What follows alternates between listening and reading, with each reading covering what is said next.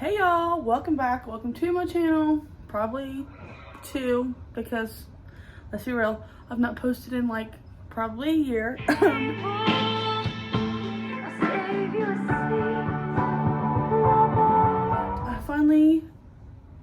me just tell you what happened. So I bought an iPad and I have made myself like digital plan. I've got like a whole list thing going on here. Like, GoodNotes has become my best friend, right? Don't mind the fact that my bookshelf low-key looks kind of empty. There's also 2 more tiers and I just redid it, and I've got like 4 boxes of books over here that still need reloaded back on my bookshelf, so she's a little naked. But today I am going to talk about my 5 favorite books of all time. Most people are gonna know number 1 if you know me and you're watching this, but as of right now, these are my top 5 that I just keep coming back to. Woo!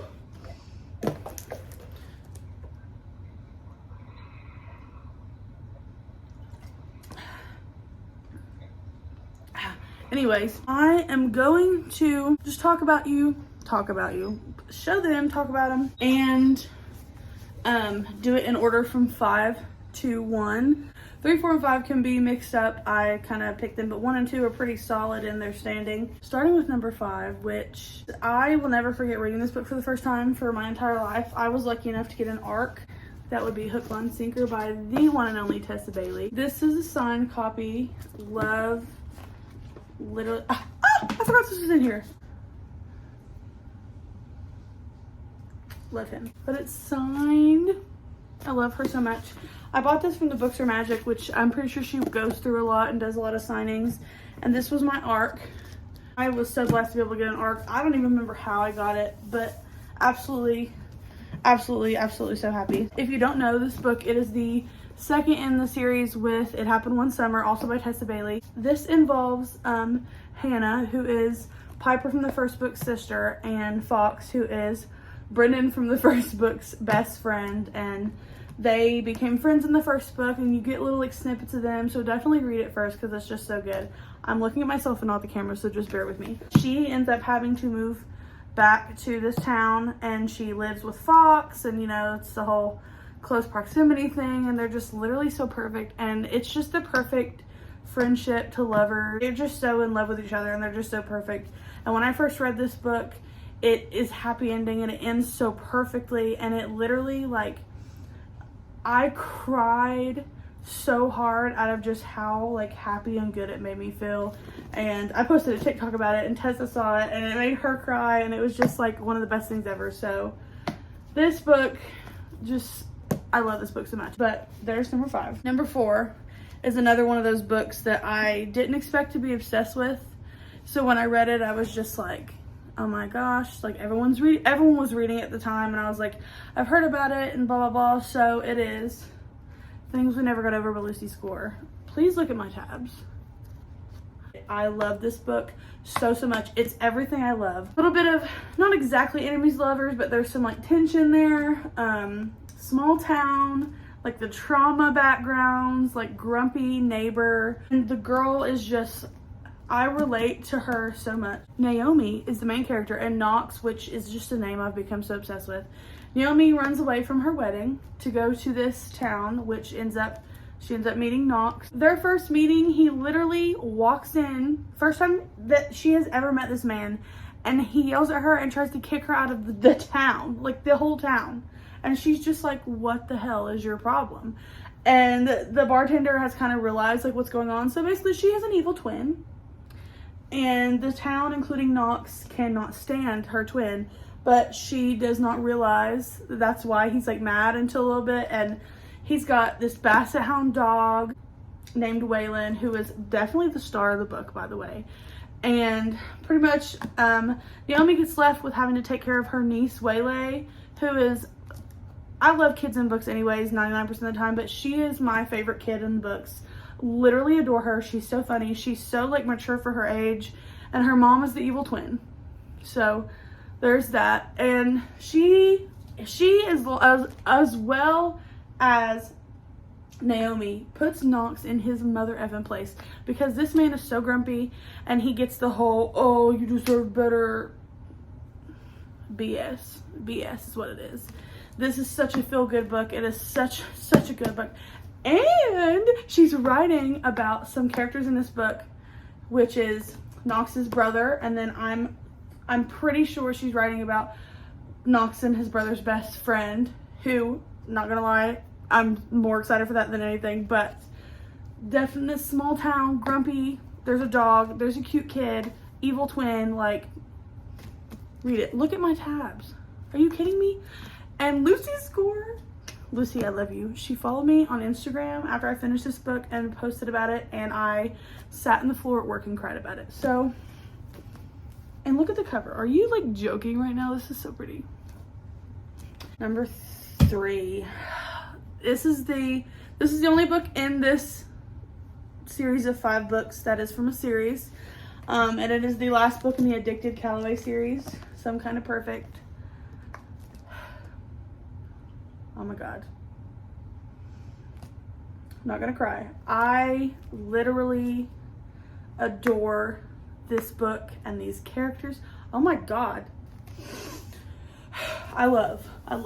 I started these books in fall of last year for the first time. Me and my best friend Leah did, and it is my favorite series of all time, non-fantasy series of all time. I cannot, every single character had something that just made me love them, and I could make a whole video about them, which I honestly might, because everything. And this is pretty much the epilogue, last ending book of because they're the core 6, who is Lily and Lo. If you don't know the Addicted Callaway series, literally do something with yourself.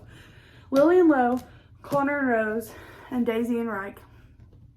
The core 6, my heart, like every single one of them, especially Daisy. I love her. She's my favorite, probably my favorite girl character in this book. She just, I'm not even finishing my sentences. But it's basically the tie-up of the books, and they're alive, and them having kids, and like what's going on, and there's an epilogue at the end, and like some of the kids are older, and this just like ties up everything. And this is from every single person's point of view, unlike like the other books. Everyone's got their own book and all this stuff. So this just, I was very unwell when I ended this book, when I finished reading it, because it just means so much to me.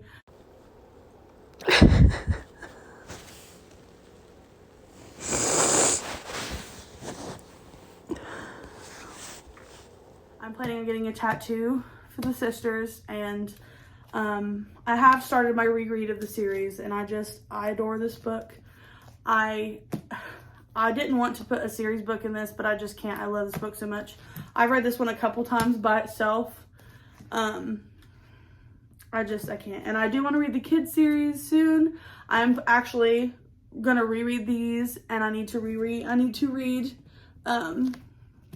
Garrison and Willow's book, and then I'm going to read the kids series. And I know Donnelly and Luna's book just came out, so this is my love. Now these next 2, there's just no beating them. I don't particularly see anything beating my number 1, but there's also very little chance of something beating number 2. This is also my best friend's favorite book. I recently just reread this book again, and it is literally the most beautifully written book I've ever read in my life. Archer's Voice. There's not enough words to explain the kind of love and just like sense of family in this book that makes me feel just so comfortable and so like happy. And this is another very tabbed book. This is about Archer and Bree. Archer is mute.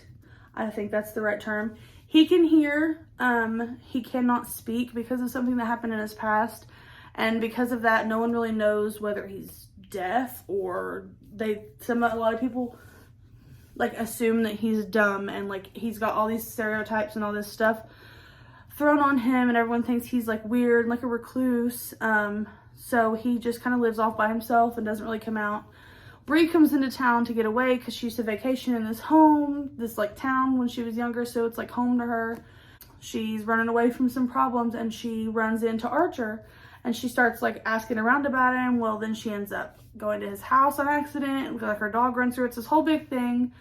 And of course her and Archer become friends, and she realizes he's not stupid. He's not deaf. He just can't speak. So they have this thing and they fall in love, and it's so beautiful. And he is a virgin. He does not really know much about love, and he's like asking her to teach him how to like make her happy and how to like,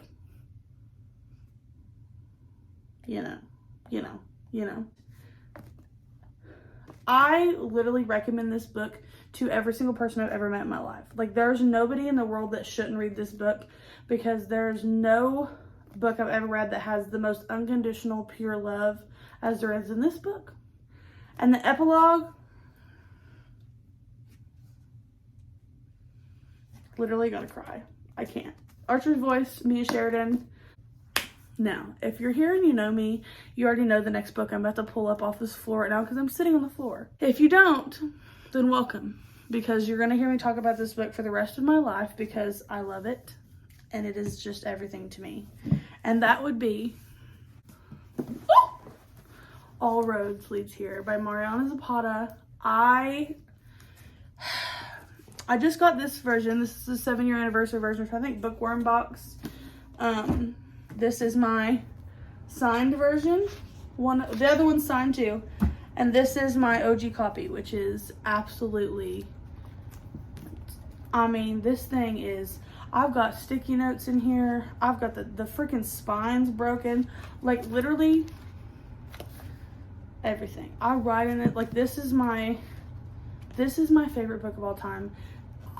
It's not the most beautifully written book I've ever read in my life. It's not the best story I've ever read in my life, because like Archer's Voice would be that, like all these other books. But this book brings me, this book and the characters, especially Aurora, who is the main female character in this, the comfort that this brings me, and just the sense of like feeling understood in like my anxiety and just life. And it's small town romance, single dad, grumpy neighbor, like found family kind of trope. Like, it's everything I love. Everything. Not exactly enemies to lovers, but there's tension at first. That's just like, he's just a dick for no reason. But it's literally, I want to meet Mariana so bad, just so I can hug her and be like, thank you. Because I've reread this book a billion times. I will read it more. I try to read it a few times a year. Just the entire vibe of this book, everything. So Aurora goes back to this town, kind of like in Archer. She is coming back to this town that she grew up with her mom, where her mom went missing. She's coming back because she is running away from a marriage that was very toxic for her and her ex's toxic family. And she wants to go move back here, or at least visit back here. So she ends up staying in the garage apartment next door to this grumpy man who doesn't know she's coming because his son bamboozled them. And she just wants to take all these hikes that her mom used to take, and that's how her mom went missing on a hike. And she like reunites with an old best friend and like people that knew her mom, and she gets a job, and she just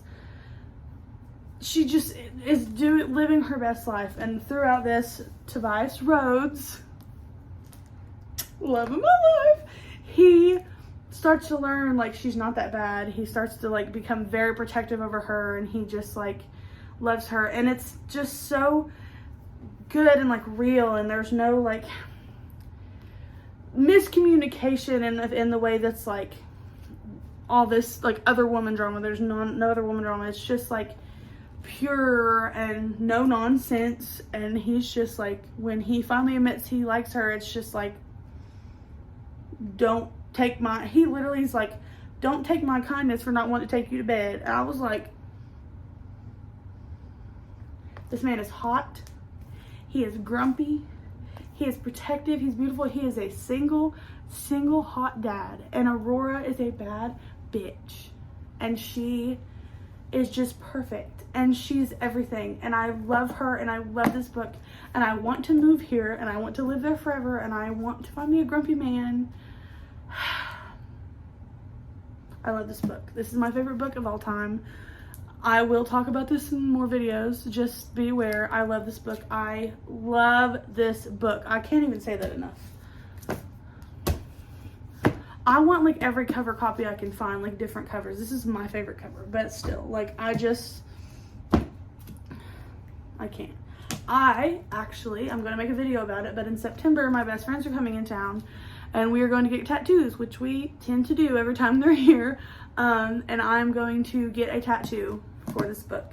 It's mainly for this book. It's gonna have a quote from the book, but it's gonna involve some other stuff, but the main focus on it is about this book, just because I love it. And it's perfect. It literally, the back says, losing people you love is hard. Aurora de la Tour knows moving back to a place that once was home isn't going to be easy. Starting your whole life over probably isn't supposed to be, but a small town in the mountains might be the perfect remedy for a broken heart. That's what I'm saying.